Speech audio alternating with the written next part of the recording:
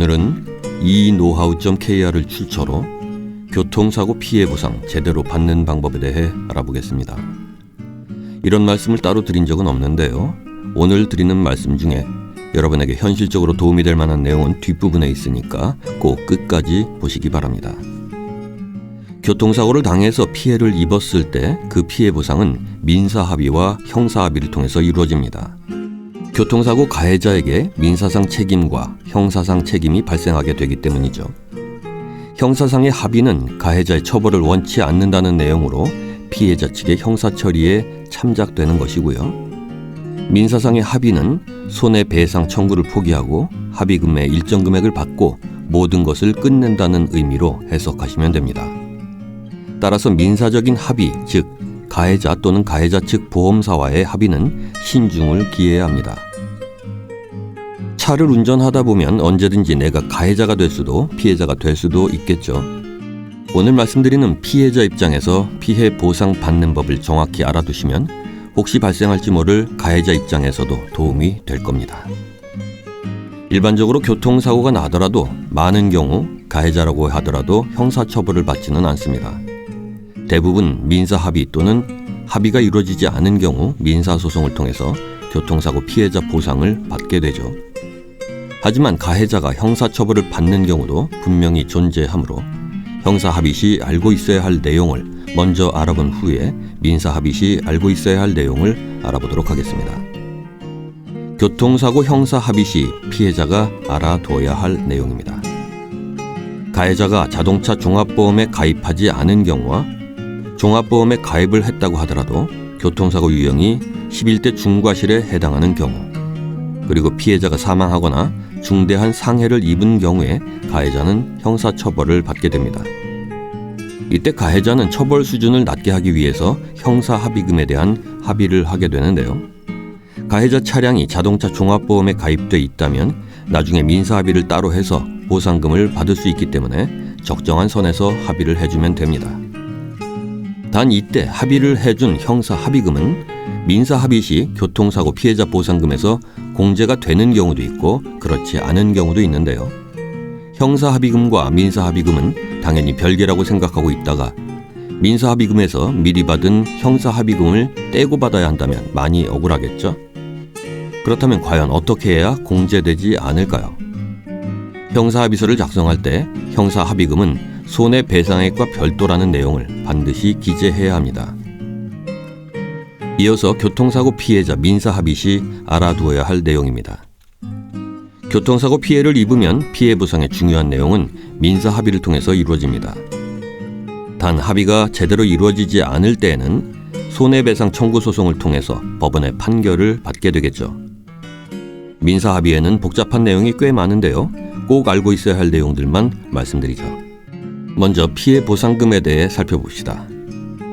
피해자는 병원 치료비에 대한 실비 보상, 즉 실제로 지출된 치료 비용을 받게 되고요. 이와 함께 위자료, 휴업 손해, 후유장애로 인한 손해배상액 등을 받게 됩니다.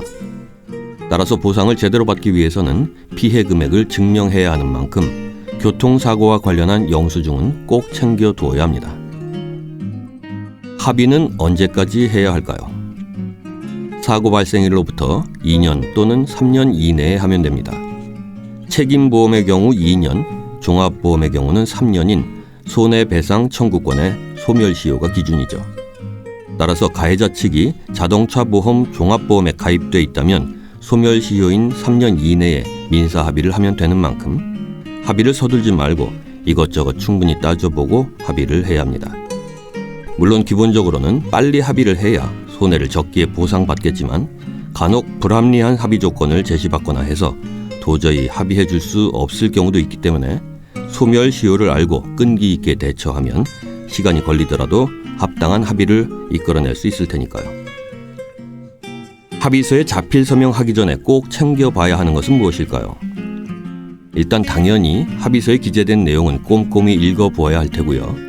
특히 주의해서 봐야 할 부분은 보상금 부분인데요.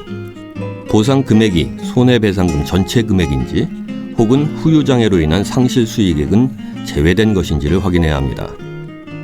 후유장애가 염려되는 경우라면 후유장애에 관한 단서조항을 삽입해야 합니다. 다만 훗날 후유장애에 관한 입증 책임은 피해자에게 있기 때문에 단서조항을 합의서에 넣어 두었더라도 나중에 후유장애에 따른 손해배상액을 받는 데는 어려움이 따를 수 있습니다. 따라서 전치 6주 이상의 진단을 받고 후유증이 염려되는 경우라면 변호사의 도움을 받는 것이 좋겠습니다. 만일 가해자가 자동차 종합보험에 가입하지 않았다면 어떻게 해야 할까요? 이 경우는 가해자는 형사처벌을 면할 수 없게 되는데요. 문제는 가해자에게 경제적인 배상 능력이 없는 경우 치료비, 위자료, 휴업손해금, 후유장애에 따른 손해배상액 등 어느 것 하나 제대로 받기 어렵다는 점입니다. 민사소송을 해서 이겼다고 하더라도 가해자가 경제적인 능력이 없다면 아무 소용이 없겠죠. 가해자가 종합보험에 가입하지도 않았고 경제적인 능력도 없다면 무보험자 상해담보의 피해보상을 받을 수 있는지 알아봐야 합니다.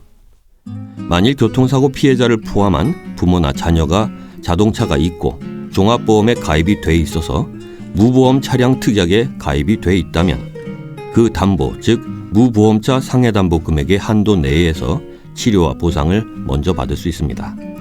즉 가해자 측이 무보험이고 무능력일 때 피해자 측인 우리 측의 나 또는 나의 가족이 종합보험과 무보험 차량 특약에 가입돼 있다면 활용할 수 있는 방법이죠. 교통사고 피해자 본인이나 부모님 또는 자녀의 차량의 보험으로 먼저 치료와 보상을 받고 나면 보험사는 교통사고 가해자와 그 보험사에 그 손해액을 구상 청구하게 됩니다. 자칫 곤경에 처할 수 있는 교통사고 피해자 입장에서는 다행스러운 제도라고 할 수 있겠습니다.